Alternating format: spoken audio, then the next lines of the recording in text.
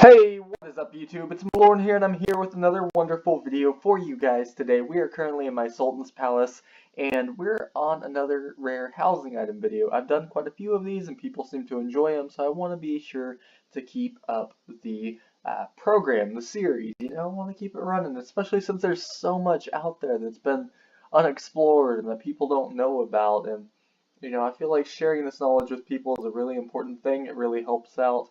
And I'd like to see more people out trying to get these items. They are rare. Some of them are easier to get than others. You can actually, if you go out and fish, some of these are very easily obtainable, but their rarity is there mostly from the fact that people don't participate in these activities, and they can get some really cool prizes from them if they did, and that's kind of what I'm trying to do here. It's like a raising awareness thing, except for rare housing items in the Wizard101. I mean, it's not that controversial, but hey, here we are. Anyway, so I'm actually going to do this without my mount on. I find that it's always better and more wholesome to do tours of castles without the mount. In fact, I usually tell people to dismount whenever they go to my castle and I show them around. So that's what we're going to be doing today, and we're going to have some fun with it. Also, before we start, I do have castle magic in this castle. I never show people this, but like I've got all this stuff over here. So let me go ahead and show you what that does, just for the fun of it, I guess. I mean, I always forget to show people this whenever they come into my house. I'm like, So you hit yes, and then all this stuff happens. I've got all of the rank 10 spells that activate. It's just, obviously, it's just the look of them. I think, okay, so Storm Owl is the fastest. It kind of disappears like 2 or 3 seconds after it starts, but Storm Owl kind of attacks the Wraith here. And then the life one isn't actually, you can't see it from way down there, but you can see it if you're up here. Anyway, so I just wanted to show you guys that. I know you didn't see much of it, but if you ever come across my house and castle tours, and I do try and keep it there as much as I can. I take it down sometimes, but sometimes, it'll be up for a good week at a time or something like that, but I rarely leave it up for the full 60 days. Anyways, without further ado, let's go ahead and begin on the important stuff, the stuff you're all here for. So the first one, you may have just seen it as I passed by. It's called the red berry bush. Now the red berry bush is fished from the Lifehouse. It also has alternatives, the one being the medium berry bush. I think there's a large berry bush, don't quote me on that, but there's a whole series, there's a whole set of these things, so they are fished from the Lifehouse. That being said, because they are fished from a crown or a school-specific crowns shop house that can be bought with 100,000 gold. I've noticed that the drop rates on a lot of these housing items from chests found in those kind of castles, specifically the ones in the crown shop that are school-specific, the drop rate is going to be a lot lower than that of items from bundle houses, for example, or any area of the game, for that matter. The drop rate is going to be incredibly lower. It's going to be very noticeable. Alright, while it may take you, 30 minutes to an hour to get an item in your Nomad's camp or an item in Caliburn and Avalon, right? It's going to take you an hour, hour and a half to, get an item. It could take you 2 or 3 hours, alright? Especially from the Myth House. The Myth House is a series of banners that it drops, and they take forever. I have yet to get one, and I have fished for, obviously not all at once, but about 14 hours straight so far. So keep that in mind. I mean, that was over a couple of weeks. That's over an extended period of time. But that's 14 hours with no results. They do drop. They're just very rare. So the next one we're going to go to is actually up here. And you may have seen those as I passed by them too. I got all 3 of the rocks now. Now, the thing I've noticed, and I think KI actually did this intentionally, the names are supposed to be ironic. Alright, so there is a table called the large table, and I've showed this in one of my previous videos. It's inside.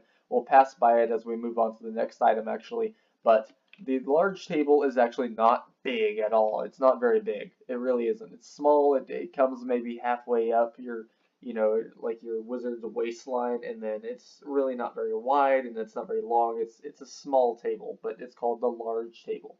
This is called the heavy rock, and this rock would not be heavy if you tried to lift it up. That is a tiny rock.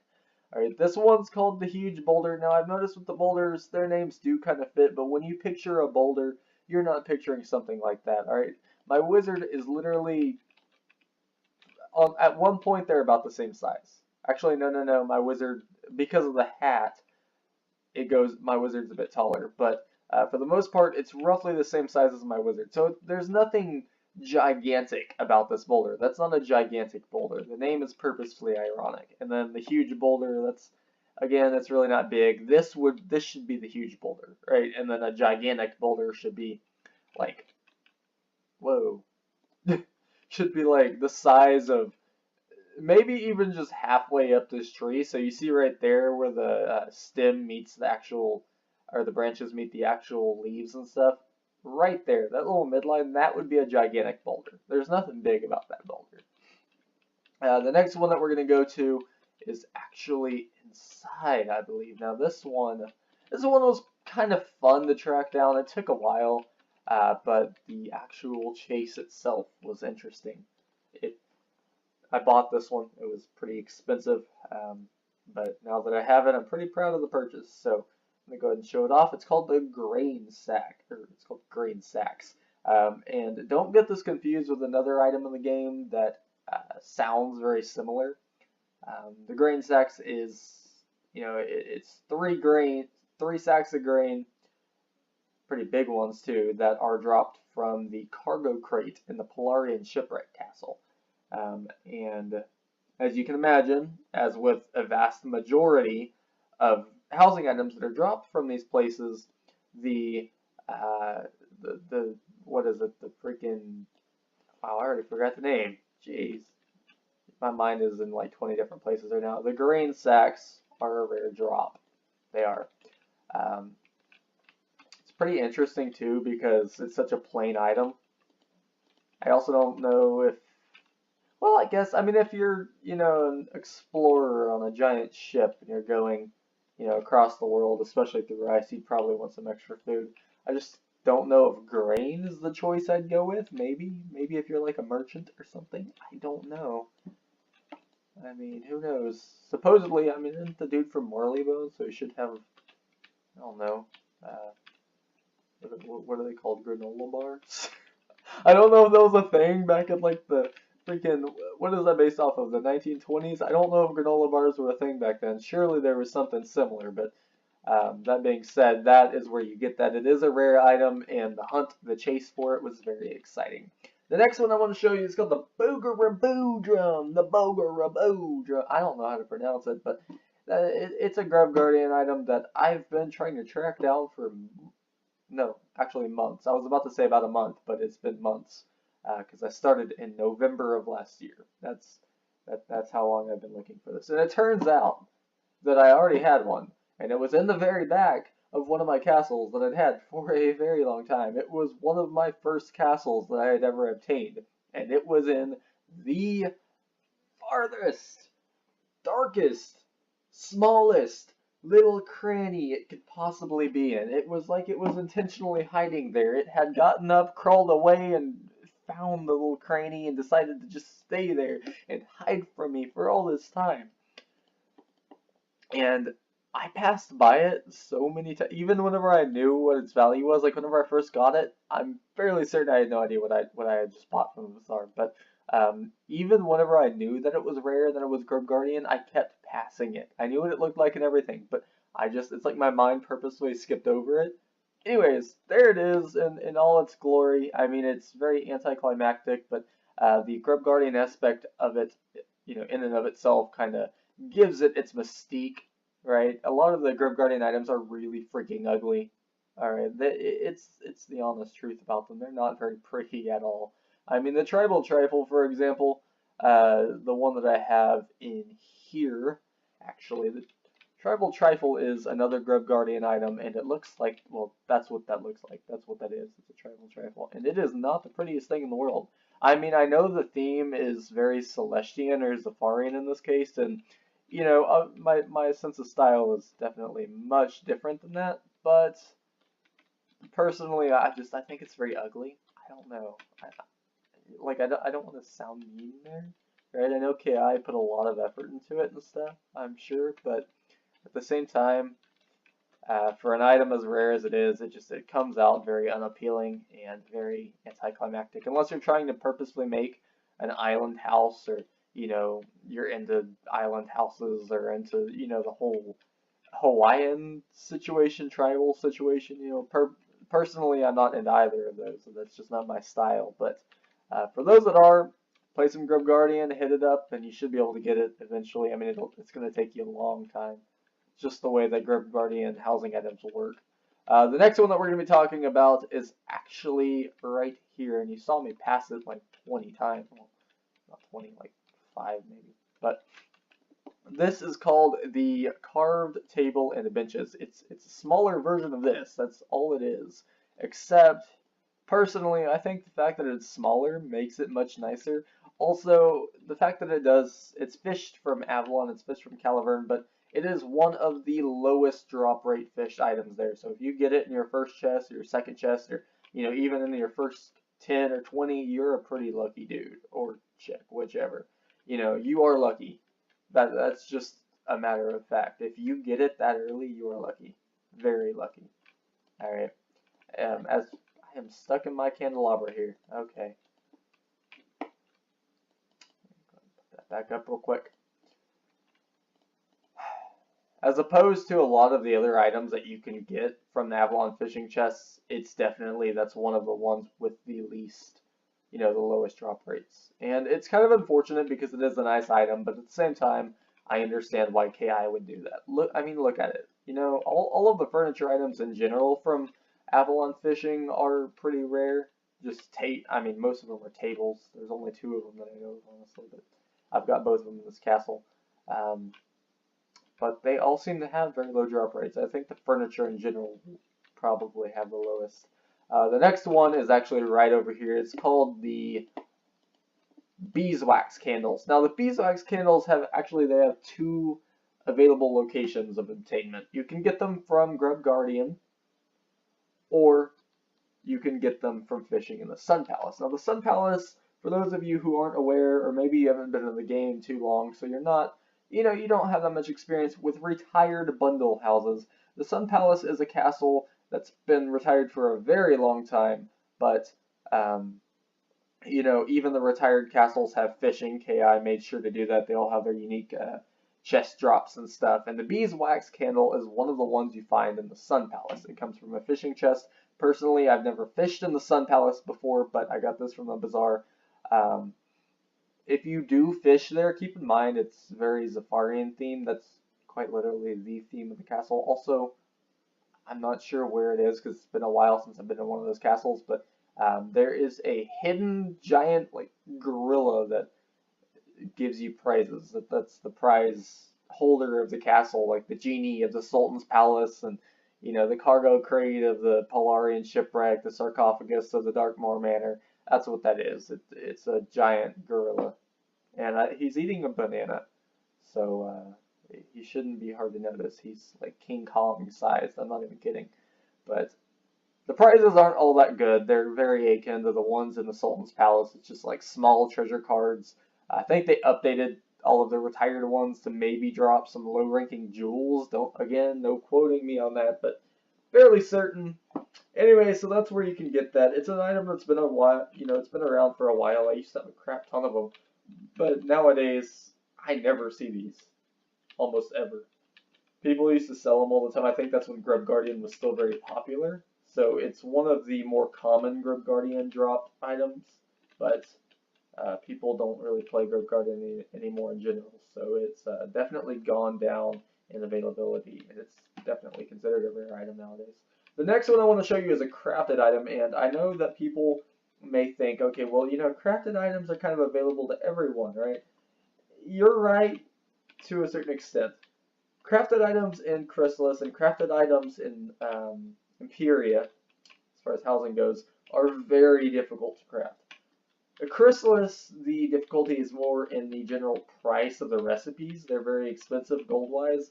At the same time, they are also, you know, the requirement for like astral dust and comet tails and stuff makes them incredibly difficult to craft. Some, I think, require turquoise and, you know, various reagents from other areas of the spiral that are difficult to get. But the recipes tend to be very expensive, and because of this, the items tend to be very uncommon.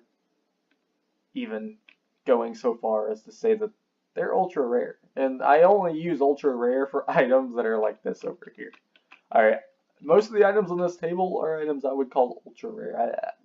You know, especially the freaking the gumball machine, the piggy bank, you know, the gigantic cake here. Those are ultra rare items. They're items that you don't have a very high chance of getting at all.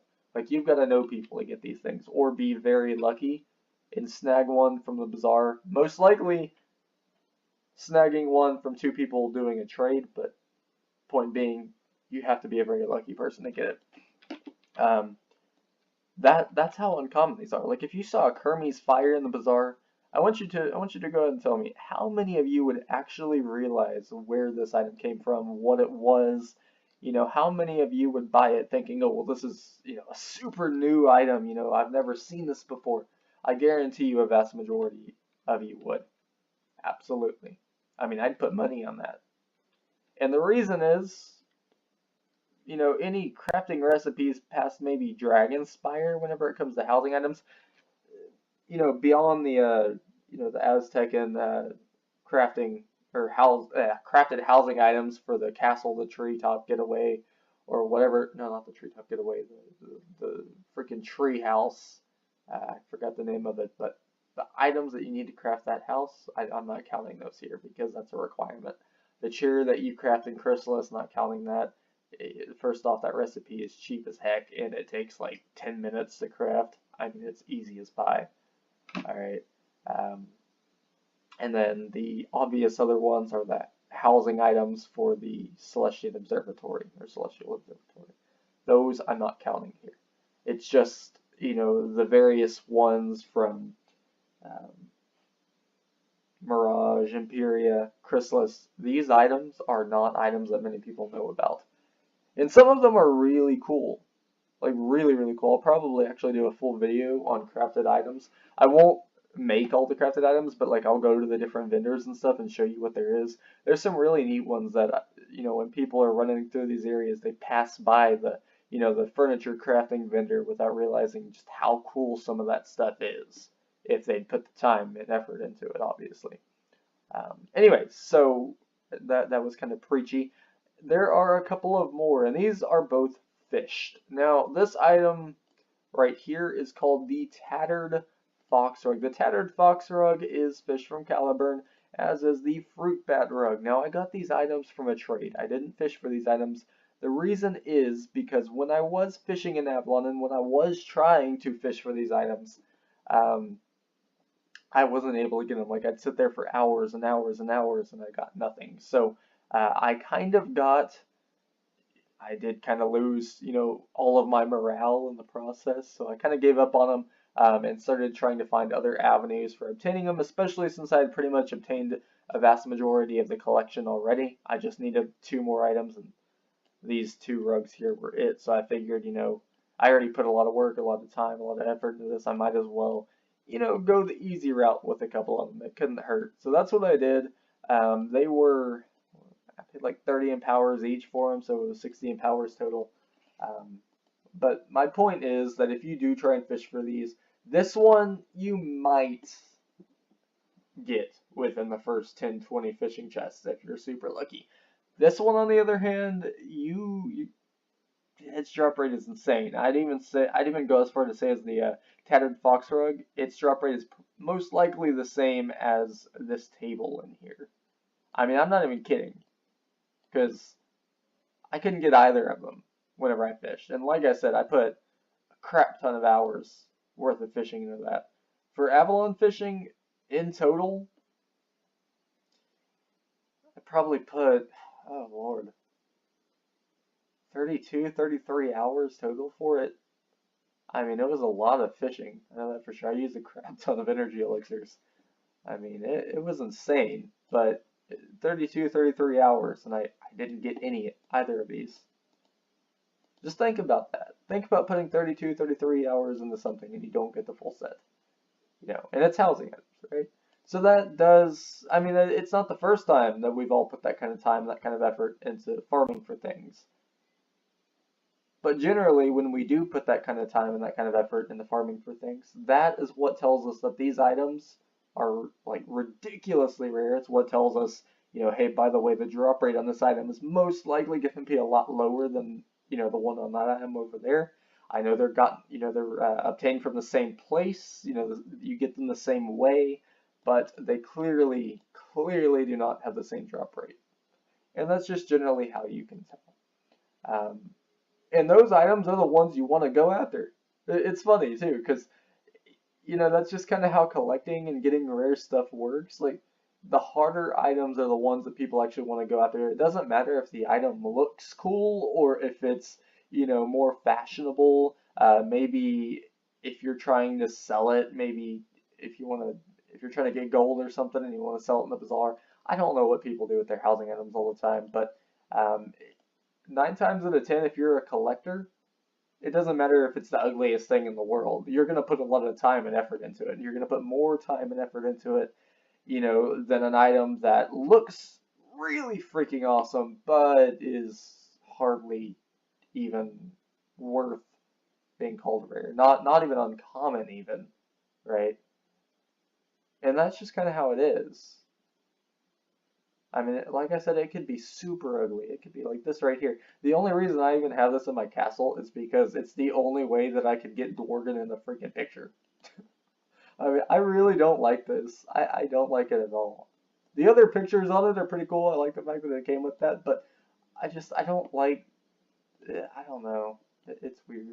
Anyways, that's pretty much it though. I know that I was kind of rambling on there for a while, but that is the end of the video. I hope you guys enjoyed the video. Be sure to like, be sure to comment, and be sure to subscribe for more amazing videos.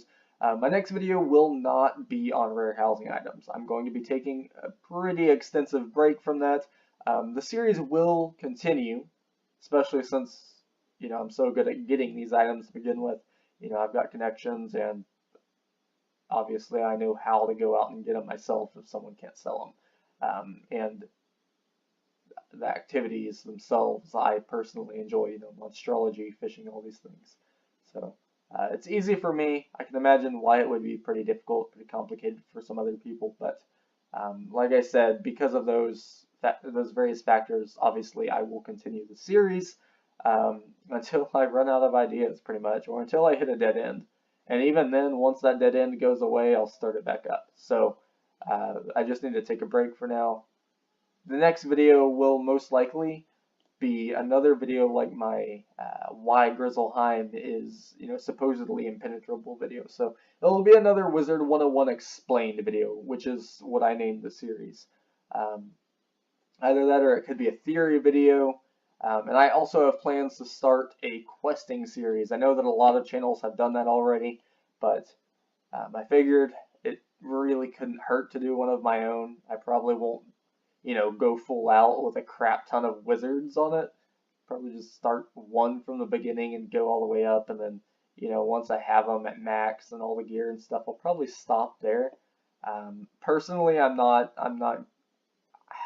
don't know. Like, I want to do the series, I want to do the questing series, but at the same time, I really don't. Time-wise, I'm not sure I'll have the time to maintain it as well as I'd like, but what I could probably try and do is try and upload one video, every 2 or 3 days for the questing,